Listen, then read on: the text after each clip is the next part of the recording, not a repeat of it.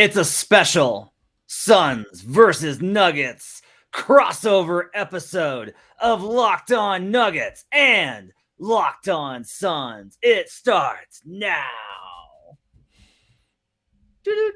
I don't have music because we have different intros, so we can't do that. I'm Matt Moore. I'm Senior NBA writer for the Action Network. Thanks for joining us and making us part of your day. Appreciate you guys making us your first listen, whether you're listening to Locked On Suns or Locked On Nuggets. Appreciate you guys joining us, making us part of your day. Appreciate you guys being a part of our communities. I am joined by Brendon Kleen from Locked On Suns at Brendon Kleen 14. If you're listening to this on the Locked On Suns podcast, then I'm taking over his show. No, like he's having me on. So we're doing this crossover episode for Nuggets versus Suns. Want to get Brendon's thoughts.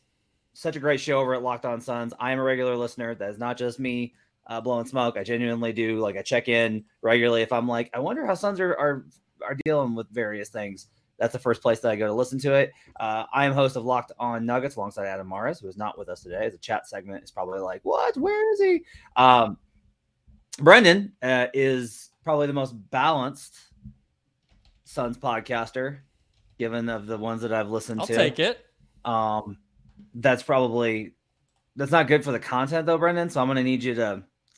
You really brought it with your intro there. That was as pro wrestling as I've ever gotten. So look, the people probably appreciate that. The Nuggets. Yeah, maybe it's not always great for the content. I could do. The Nuggets have never accomplished anything. The Suns have never faced a real team. Now they face off. Yeah, it's like there's a lot to accomplish here. We got to get Molly Kiram in here.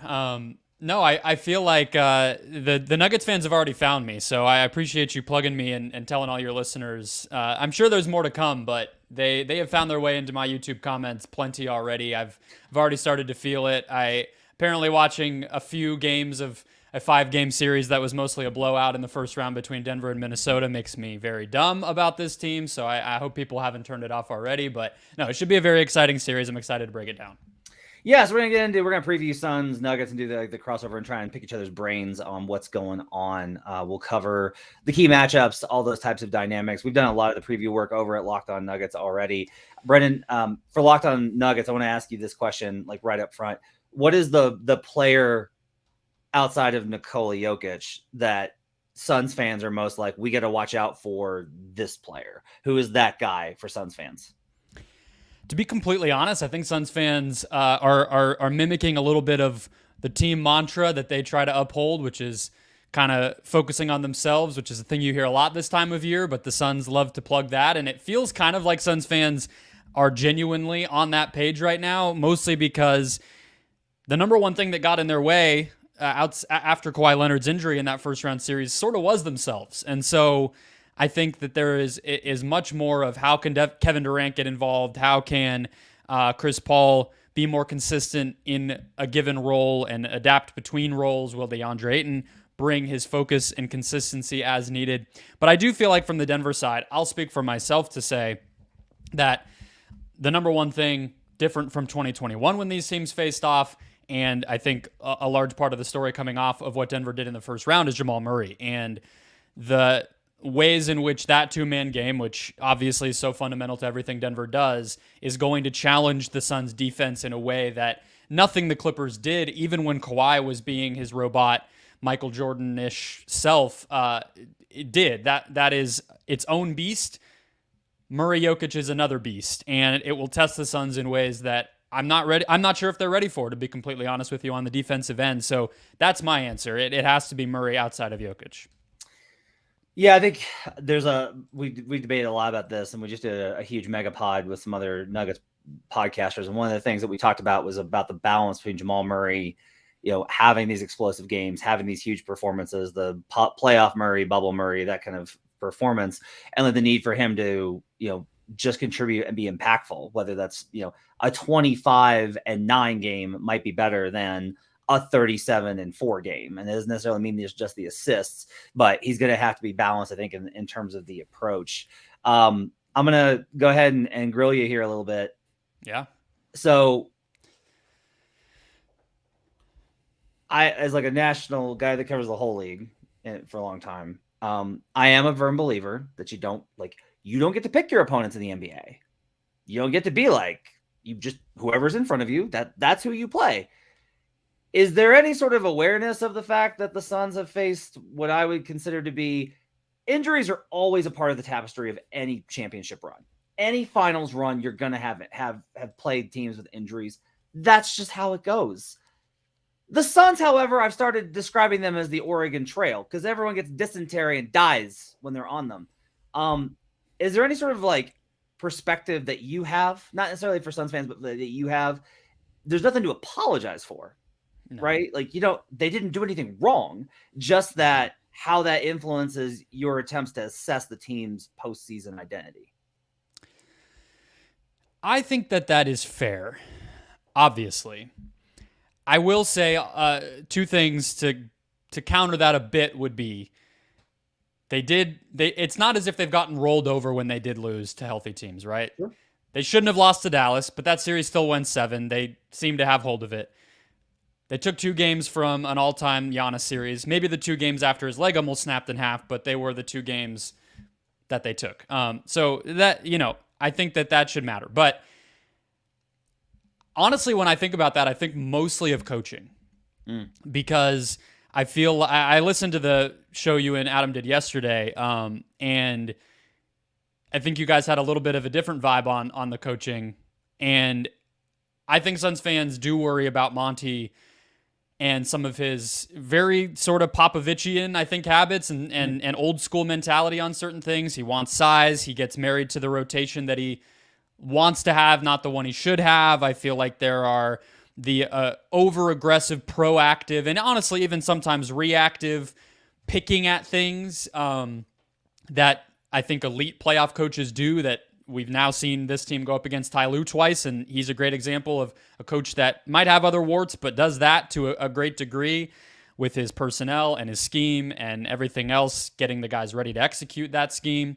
And I don't know if Monty is somebody who always does that. He's more, let's kind of roll with what got us here. And so I think the healthy opponent that can really run what it wants to be doing at all times without absences from that, to me, that puts your coaching on the hot seat the most, not the hot seat to get fired, the hot seat to adapt and survive. And so that to me is where my mind goes, more so than anything else, is what do they do against a team that is getting what it wants and isn't, okay, we're solving for not having Paul George, we're solving for not having so-and-so. And I don't know what the answer will be. We've never seen it, like you said. On the other side, I want to ask Brendon a little bit about Chris Paul. I want to ask him about some of what he thinks are going to be the keys of the series from the Suns' perspective if they're going to get a win versus the Nuggets. And we'll touch a little bit on some of the bench battles as well, because it should be an interesting and, to be honest, kind of hilarious battle of benches in this one. We'll do that in a minute. But first, I need to tell you about the Nissan Ariya. Nissan's most electric player of the week is brought to you by the all-new, all-electric 2023 Nissan Ariya. This is a crossover show between Locked On Suns and Locked On Nuggets. And so I'm not going to go with either one because we're going to be straight down the middle, and we're going to give it to Jimmy Butler because Jimmy Butler just kind of gets all the awards this week. That's what Jimmy Butler gets, is all of the awards. He also gets the Nissan Ariya Player of the Week. I'm pretty sure that Locked On Bucks probably gave him Nissan's Player of the Week this week. The Nissan Ariya, it's a combination of fierceness and elegance, and man, was Jimmy both fierce and elegant in every single aspect of that dominating series versus the Milwaukee Bucks. Stunningly powerful, elegantly powerful, the perfect combination for an SUV crossover. The 2023 Nissan Ariya packs pin you to your seat power and premium intelligence all in one EV. The all-new, all-electric 2023 Nissan Ariya, the EV for people who love to drive. Shop now at nissanusa.com. We're also brought to you today by BetterHelp. The show is brought to you by BetterHelp. Want to let you know, look, therapy is a big deal. It's not a big deal, but it doesn't have to be this huge intimidating thing. It's absolutely something that is reasonable and that everyone can really gain from. It's just work on yourself.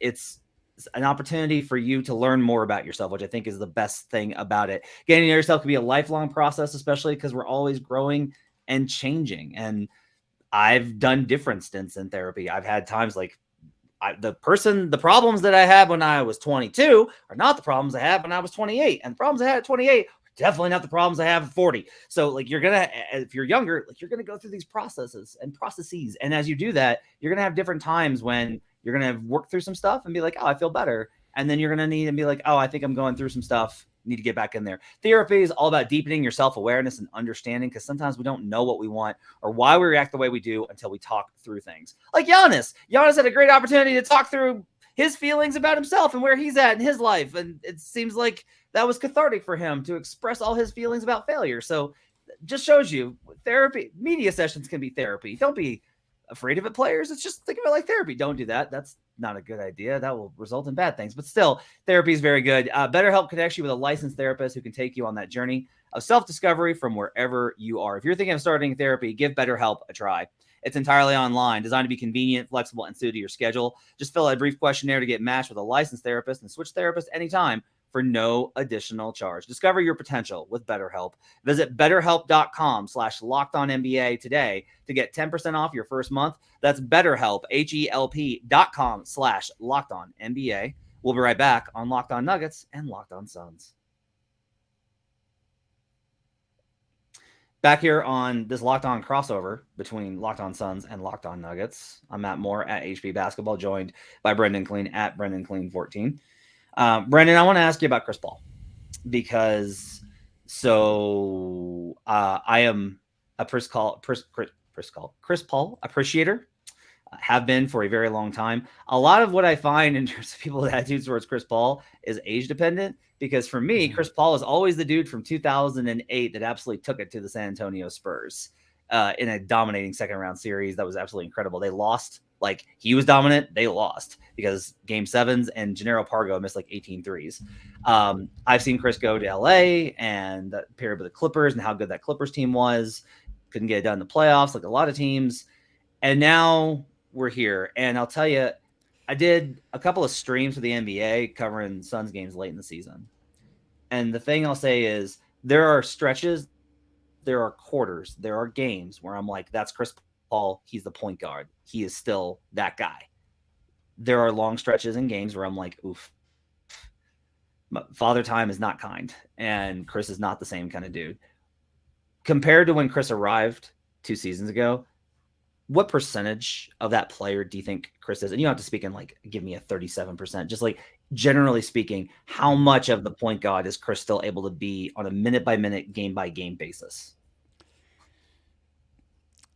70. I mean, I think that the main thing that you feel is there doesn't seem to be the confidence in the lift and the separation ability on the mid-range jumper. And everything flows off of that. Even the amazing ability that he has to read the floor, even the preternatural reading of defenses and expectation of what's going to be happening in front of him, that all obviously has not gone away. But there has to be a threat of something else. You know, there has to be a threat of, I'm going to go here, then this will happen, and then this person will be open, even if there's a great scheme or other great talent around him. And I feel like that's the part that's been missing this season. He's only shooting 41% so far in the playoffs. He only shot 44% in the regular season, numbers that are his worst since that last season in Houston, which is the last time we all thought that he was on the way down. So I don't know if he'll maybe have another 3 All-Star seasons up his sleeve after this. I kind of doubt it. But yeah, that's to me, he can create steals still. He can make pull-up threes over a big man. He can make the mid-range shot at times. He can, of course, have a nice drop pass or lob to Deandre Ayton, or find a shooter that you weren't expecting, manipulate the low man on a pick and roll, all these things that we know he's great at, but it's not going to happen all the time, and it's definitely not going to happen if the defense isn't treating him as a threat to score. Yeah, I think that's going to be an interesting kind of thing here, is whether the Nuggets test that again this series, because he was so dominant in that sweep of the Nuggets 2 seasons ago where he just got to the mid-range in every single time. Because he knows how much space he can get. One of the things that is also important to note is it wasn't just like Chris pulling up in those mid-range situations. He's got a really great feel for how to drag Jokic out and get him into ISOs. And now Jokic has to step up a little bit. So now your backline's compromised, and like that opens up the lane a little bit more. There's all these ways that Chris is able to manipulate the defense. And that to me is still what he brings at a really high level. Yeah, I think that series to me was a ball movement victory series more so than anything else, and Chris just kind of ended up being the beneficiary of it a lot. And obviously, late they went to that drop, and everybody's kind of been talking about that a ton this week in the lead up to this. But a lot of it too was a second side additional pick and roll with 12 left on the clock, right? And now Jokic is now having to guard a second pick and roll when he just was on the perimeter and has to recover back to contain that. And everybody scrambled, and then all of a sudden it's a Jay Crowder 3 over a 7-time rotated defense that just was out of gas and kind of losing track of what was going on. That to me is what I picture as what did the Nuggets in. Obviously, Chris had plenty to do with it late in games and everything else, but the reason that the Suns were so hard to stop, Booker wasn't amazing in that series. It was just ball movement based on, again, the threat of Chris Paul to kind of kill you in a number of ways, and then him playing off of that. Let's talk Deandre Ayton, because he has, I think, the most pressure on him of any Phoenix Sun. Like, KD's not going to have a really tough assignment on the wing. Devin's going to have to guard Jamal probably some, but not like a lot. Neither one of them is going to be matched up with Nikola. DeAndre is. Obviously, that relationship has been complicated the last couple of years. It got really bad there in that stretch where the Suns' pets' heads fell off. They had so many injuries. Like, one of the reasons that I was pretty high on the Suns in general before the Kevin Durant trade, and especially after, is I was like, look, this was the 1 seed in the West before everybody started getting hurt. It was like they were the 1 seed. They went to New Orleans. Everything fell apart. Their pets' heads fell off. They sucked for 2 months, and then everybody got healthy, and then they were good again. But I am kind of curious. This is like a high-pressure situation for DeAndre, and there's going to be a lot of, I think, expectations on him. As someone that covers the Suns, one, do you expect them to let DeAndre try and cover Jokic one-on-one instead of bringing doubles? And two, are they in a good enough place chemistry-wise to deal if he struggles? Is that going to be okay? Because there's been a lot of tension there. I think they will, at least until they absolutely have to break the glass, they will trust him to guard Jokic one-on-one. I think if they have to stop doing that as like the game plan going into a game, for instance, not just, okay, it's the fourth quarter, let's try something different here. But if that becomes what their base defense is, they have to send help the minute that he touches the ball in first quarter.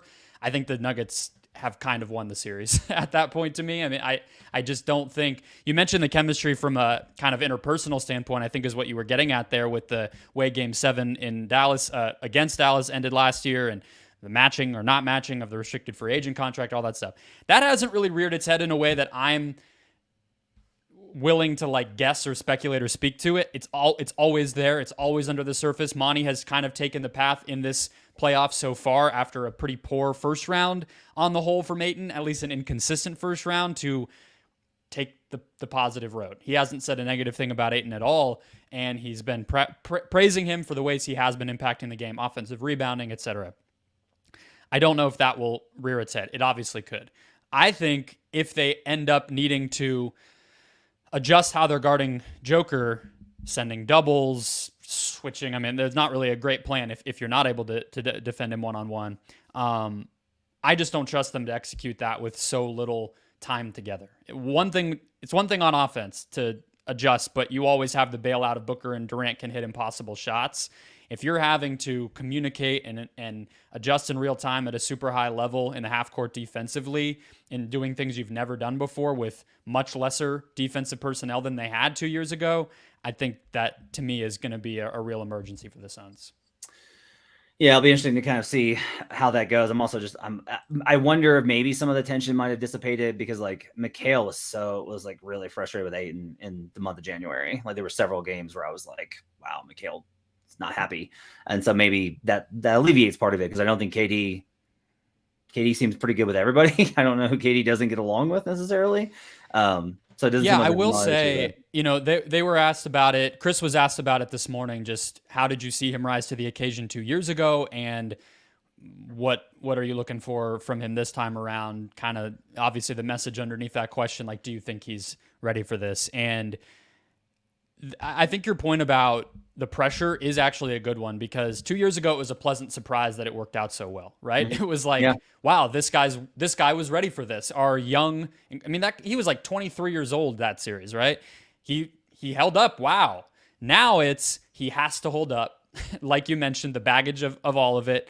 I think he's great in the playoffs when he has something to do, and I don't think he had something to do in the Clippers series. I actually think some of his best moments, the glass, he's sort of committed to games 3 through 5.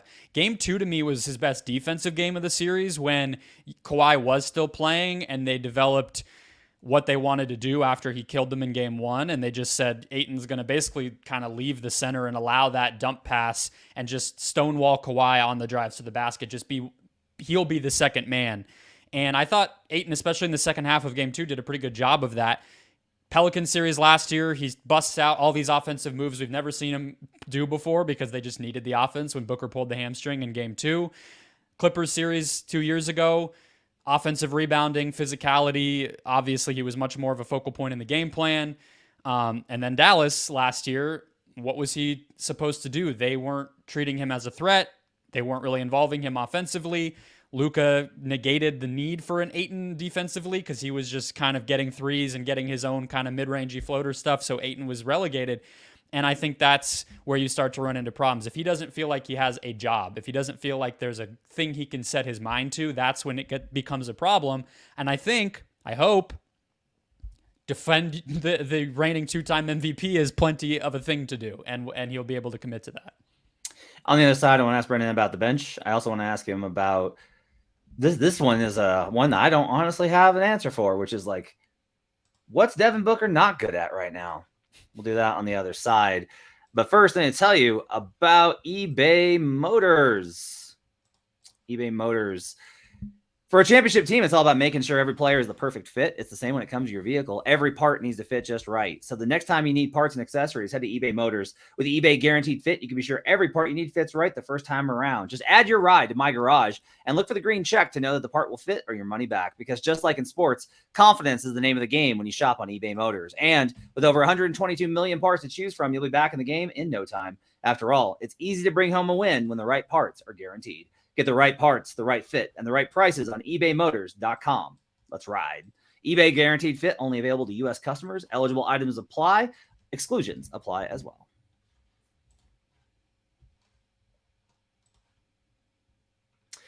Back here on Locked On Crossover, Locked On Suns, Locked On Nuggets. I'm Matt Moore at HP Basketball from Locked On Nuggets. He's Brendon Kleen from Locked On Suns at Brendon Kleen 14. You can check out the show on YouTube. Hit the like, review, and subscribe buttons for both of us, because that's the best way to support the show. And I'm tired of all the other channels talking about how good their YouTube subscribers are. I'm really tired of Nick Angstadt with that nonsense. Congratulations. You have a lot of Slovenian people. Congrats, Nick. It's not special. It's not special. The team's a cowardly train wreck. How about that? That's right.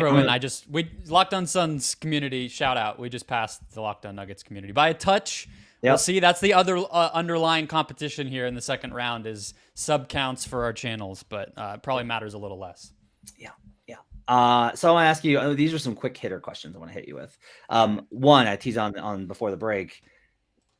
Devin is playing the best basketball I've ever seen. I think he's playing at an extremely high level. Seth Partnow asked a question this week about how we compare Booker and Tatum, which is very high praise. And honestly, at this point, kind of lean Booker. That's where I'm at. I think he's become, since KD got there, I've loved the way that he's adapted to being, there are times when he's a scorer, and there are times when he's an engine, and there are times when he's a mix of both, and he's making all the right reads, and he's playing good defense. I am legitimately asking, what are the things that Devin Booker is not doing well right now? Is there anything that the Nuggets can look to and be like, well, he at least doesn't do this well? So I liked the way you put it on the show you did with Adam, which was that he might, it would feel crazy to call him better than Durant because he's 7 feet tall and all this stuff. And I've been talking about this on my show too, but you said he was more impactful right now than Durant. And I think that feels right, as much as Durant being so tall and able to create a good shot for himself at any time. Booker's smaller and therefore can dribble and drive downhill more easily. And I think that's really been the development in his game. He was just a complete train, just like one of those bullet trains in Japan to the basket in the first round. And he really was that when he was healthy and feeling good most of the regular season. I think this was far and away his best regular season as well. He just wasn't healthy enough to get the All-NBA stuff and All-Star that should have followed. As far as what he's not good at right now, I still think, as distant of a memory as it might feel, it doesn't feel distant for Suns fans, and I think it did show us the template, which is the Dallas series. Taking the ball out of his hands, making him make mistakes, trying to pass over length, trying to split the double team, trying to dribble around, tiring himself out. Those are the ways that you can, I think, still force him into errors. Now, that's sort of true of any great player, but I don't think he's Damian Lillard breaking through that stuff. He's not as automatic of a threat to pull up over certain defenses, although I think he should remember that he's great at that in this series in particular. And so that to me still feels like a recipe. Now, can Denver do it, which was part of your question? Denver doesn't have Dorian Finney-Smith and peak Reggie Bullock like Dallas did. So I don't know if Denver can pull that off. I don't know if they'll even try to pull that off. But if you're not able to do that, he's an automatic. If he's attacking a closeout or if he gets around a blitz, if he comes downhill in any way, he's an automatic mid-range pull-up.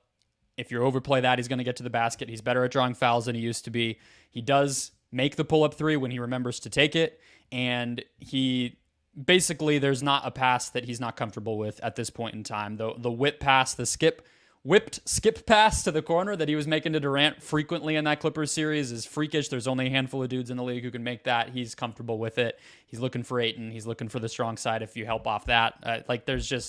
There's not really a recipe if he's able to break down that initial defense when he's taking a screen. If he doesn't take a screen, he's probably scoring on you either way. So it's a pick your poison with no great answer right now. How's Ayton on the short roll? I think he's fine. I think he uses that as an opportunity to try to find some offense for himself a little too often for my liking. That's like, if you watch that Clippers series, that was, I get to take a mid-range jumper now? And it's like, no, you probably should just be finding the corner shooter, but you haven't shot the ball in 15 minutes, so I can see why you would want to do that.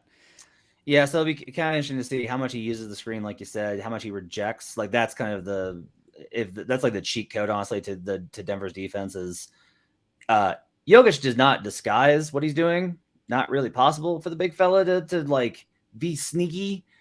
He's going to let you know if he's coming up at the level, and he's going to let you know if he's dropping. And so if Booker's able to make that read when Joker shows, he shows so hard to try and anticipate and to try and close space that Booker can reject and get back middle. That's been a pretty successful strategy versus Denver. They do run at the level. If the guy takes the pick, they are much better in that scheme. And that would be like a way to go about it is, all right, we're going to blitz the Booker pick and rolls. We're going to drop versus Chris and see if Chris has that old mid-range magic still until he does. And then, okay, we're going to blitz him too. And then just deal with the backside rotation. Benches. Well, before we do benches, is Torrey Craig gonna? I was very concerned if you listen to the podcast. I was very concerned that Monty's like, we're changing the starting lineup for game 1 of the playoffs. I was like, I was kind of surprised to hear you say that because I didn't feel like it was that extreme considering that they've had so much upheaval throughout the year. It's like, what's another change? Okogie had only been the starter for a couple months at that point. Yeah, because it's like it's like the core 4 and then just like one of the other guys. So I get it. It was just weird to me to be like, this is who we are. Nope, this is who we are now. That seemed like a weird and worked out because Torrey decided to shoot 63% from 3. Do you anticipate them starting Torrey going forward or going back to Okogie, or are you just like, I really don't know? It could be either one. I mean, I think if I'm being honest, I don't know. I think that they should start Josh Okogie. I don't know. I feel like it's a very bad idea to try to have Devin Booker chasing Jamal Murray. I think that if Devin Booker, he made a lot of noise around his defense in the first series, and I don't want to take anything away from that, but to me it was just like the 115% version of what he's always been great at defensively, which is if you put him on a defender, a scorer one-on-one, he's been pretty good at doing that. Like, he guarded Middleton by the end of the finals because that became the best option, and I thought he was fine at that, right? Like, that's something he's always been able to do. If he's reading plays and creating turnovers, he's kind of always been able to rotate as an off-ball guy if his man is not much of a threat. That's sort of like, to me, it was like the best case scenario of what he's been great at for a long time. I don't feel like it's a smart idea to have him use the physical energy, sure, mental energy that he's going to have to take up to try to defend Murray. So, and I don't feel like Torrey Craig is great running through screens, or he's not the quickest guy, not the most explosive, so you could easily just even see Murray beating him off the bounce in space. I really feel like you have to start Okogie. As much as I agree it would be another change, but I think change is going to just be the name of the game as we get to the benches here in a second. I don't feel like the Suns anybody in that locker room should be prepared for anything that Monty comes out of Monty's mouth outside of, like you said, those four guys. So to me, starting Okogie is kind of a no-brainer. Whoever's in that spot does need to make threes. I don't know if anyone's a great bet to make those threes, to be honest. So I wouldn't really organize your rotation based on that. I would organize it around what you do know they're going to do, and I think Okogie is a good option on Jamal. The benches are interesting in this series. Denver's bench was a disaster, and then basically Malone was just like, who needs ball handling? We're just going to put out 5 defenders and roll with it, and that's worked out pretty well for them. They were great in the Wolves series. They were really impactful in that Wolves series, honestly. The Suns bench so I remember when the Suns bench lost the Adelaide team in preseason. And 36ers, yeah. Yeah. And then it wasn't that bad in terms of statistically this season. It does feel like Suns fans are very worried about the bench. What are your thoughts on the bench matchup in this series? I'm particularly interested to get your thoughts on Landry Shamet and how he fits into his role on this team or campaign now that he's back healthy. Mm-hmm. So I was a little bit surprised. Sounds like a little bit that you were that Malone not only picked who he picked to be the 3, but also trimmed the bench so much right away. I was kind of looking toward the second round as maybe an opportunity for the Suns to not have to play their superstars so much, and then Denver kind of hit the ground running with their deep playoff rotation from the jump. Not to say it won't change, but it feels like they're pretty committed to that. So I don't know if, for instance, Campaign is going to be a real good option in this series because, I mean, I guess you can put him on Christian Brown, but I feel like Bruce Brown is going to be able to kind of overpower him driving to the basket. I feel like you're very easily going to get to a situation where Payne is just guarding somebody that you don't want him to have to guard, and he's out of rhythm, and he doesn't have a lot of chemistry with these other guys. So it might sound weird to voluntarily kind of subjugate one of your better players in a big playoff series, but I don't know what the plan will be for him, and I don't know if there's a good role for him to play outside of, obviously, we know he can do some things offensively. I think Shamet, to me, is probably one of the better non-Murray or non-Okogie options on Murray, to be honest. He's not amazing fighting through screens. He's also not the best athlete, but I feel like he's one of the better guys they could try if Okogie's not in the game for some reason, if they don't want to do it with Booker. I think he'll still have a role. Monty can't quit him. I think I would try maybe in the beginning of this series to see if you could buy some minutes for Terrence Ross. I would also include TJ Warren as a possibility, but it doesn't seem like that's in the cards. I just have to let that go. So I would try to see if you can get 8 points from Terrence Ross in 6 minutes, because if you can, great. So that's kind of how I see it playing out, but I feel like it'll be Biyombo at backup 5. I feel like obviously whoever doesn't start between Craig and Okogie will be prominently featured in a bench situation, and then it's sort of a roulette of who gets the guard minutes, as it has been all playoffs. Yeah, every Suns podcaster I've listened to, including your show, has been like, I guess TJ Warren is just not a thing, even though he's been like an NBA. Like, for Nuggets fans listening, TJ Warren is like the Vlatko of the Suns. except like TJ Warren actually has started NBA games and has like a long-standing, like solid NBA career as like a notable guy. But he's the guy that they're all like, why isn't TJ Warren playing? Because it's like TJ Warren's good. Why isn't TJ Warren playing at all? And he's just kind of not. And he's big. He's big. That's one of the other things. It's like Clippers. Everybody on their rotation has size. The Nuggets now with their backups have size. You'd think TJ should figure, but he hasn't. I will say, last thing on the benches, I feel like Bruce Brown is, I heard you say this too, probably the best book stopper. I might even like him more than KCP, to be completely honest with you, because I feel like you're not really going to stop Booker one-on-one no matter who you are in most cases, outside of some names that aren't going to be on either team in this series. And I think the best you can try to do is just play Booker physically. That's always been what gets to him. It's your best hope. So I think Bruce Brown's the best guy to do that. I wouldn't be surprised if he kind of becomes a little bit of a surprise to maybe people outside of Phoenix and Denver of how much time he's getting and how impactful he is. Before we get predictions for the series from you, I do want to ask you, everyone else seems to be talking about it. I don't necessarily know that Suns fans are that, like, some Suns fans I've seen are concerned and some are like, no, it's fine. Are you worried at all that Kevin Durant, Chris Paul, and Devin Booker's legs are going to completely fall off from the fact that they're having to play 58 minutes a night? Like, are they planning to sit down at all ever, is my question for you. Well, that's kind of what I was getting at with I was thinking of this as a potential matchup where rotations might be 9 or 10 deep, at least in game, 1, 2. Doesn't feel like that's going to be the case. So probably not. I think an interesting part of this to me is like Durant, if he's aggressive and able to dribble more in this series, which was a problem for him in the first round with how aggressively they were putting guards on him and just knocking the ball. I think that's kind of probably the most surefire way for the Suns to win the series. But that was one of the ways that I feel like quietly he was able to play so many minutes is because he wasn't always involved and didn't have the ball in his hands as much as he did, say, in Brooklyn. Interesting. So if that's not an option either, then it becomes a more exhausting 45 minutes, than it was against the Clippers. So we'll see. But I kind of doubt it. I mean, I guess if Payne is able to have a role and is able to stay on the court, then at least Chris could play a little less. But I'm not sure if that'll happen. I have Nuggets in 6.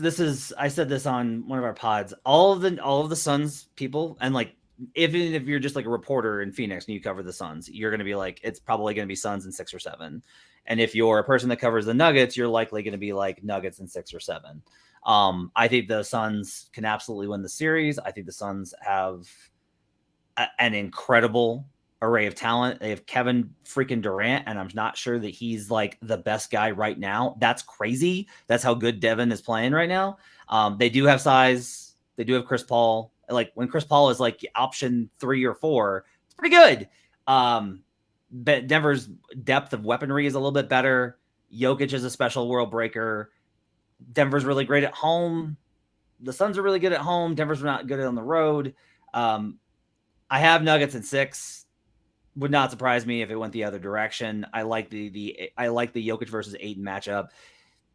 Jokic is 21 of 33 versus Ayton in the regular season, the last 2 seasons, and the admittedly wonky matchup data. The reality is that Jokic tends to figure out his opponent. Like, that's just what I've seen from covering him for the duration of his career, is he will struggle with a guy and then figure him out. And once he does, it's curtains. And I kind of think that he's going to get the Suns out of their comfort zone. And to be honest with you, I don't know how the Suns are going to react when they're out of their comfort zone, because they haven't really been out of it at all.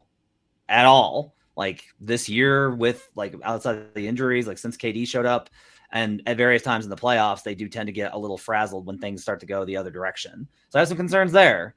They can absolutely win the series, but I lean towards Nuggets in 6. What's your prediction? Yeah, I think your analysis on it at the beginning is probably right. When it is such a toss-up, I think you're going to have people kind of sort themselves into their camps. So I had Suns in 7. Winning a game 7 on the road doesn't sound like a ton of fun in Denver with that team being so kind of ruthless and relentless with the Nuggets. But I'll just say, again, to reiterate, Durant gets talked about as little on some of these analysis podcasts and articles as he maybe takes over games. So maybe it is a little bit correlated and fair there. He doesn't demand to be spoken about in the same way that maybe Booker's performance would demand that. But I think I think this is a series where he'll be able to get isolations and kind of one-on-one opportunities more easily than he did against the Clippers. I think this is a series where he could play center in some lineups that he didn't really get to do much. He hasn't done much yet. Maybe the Suns just don't want to go there, but I think if they want to, this will be a time to potentially try that when Joker's off the floor. And again, if he is aggressive and they're able to get him opportunities and looks that he can score even more than he was, create even more than he was in that last round, I'm not really worried about Booker being able to continue his streak. We know the defensive stuff with Ayton, but feels like this is a Durant series and an opportunity for him to be the best guy in the series. He's capable of that. It's just a matter of, can they as a team make it happen, and is he going to kind of take it? So if that happens, that would kind of be why I would say Suns in 7. But like you, I could very easily see Denver winning this series. They're going to demand that the Suns get their figured out from the opening tip on Saturday, and that's its own kind of tough matchup, even if some of the things do favor the Suns matchup wise. If KD's not the best player in the series, Booker can be the best player in the series. If Booker's not the best player in the series, KD can be the best player in the series. Jokic, I think, has to be the best player in the series. Adam and Ryan would probably suggest that Jamal could potentially be the best player in the series. I'm skeptical of that, but if Jamal does it, I'm not going to be like, wow. I would just be like, whoa. Jamal Murray was the best player in the series with Kevin Durant and Devin Booker. But then again, he was the best player in a series with Donovan Mitchell. So not really the same level, but ish. So we'll see what happens. You can catch Brendon over at Locked On Suns. Catch him on Twitter at Brendon Kleen 14. My thanks to the comment section for being kind today. I appreciate you guys being respectful and polite. This is going to be a nasty, nasty, nasty series online. I want everybody, think before you tweet. Think before you comment. Don't go to the other team's shows. Just hang out in your own communities and enjoy a good basketball series. No one will do this. It will absolutely be a disaster, but that's part of what sports is. Brendon, thanks for joining me on this crossover episode of Locked On Nuggets and Locked On Suns.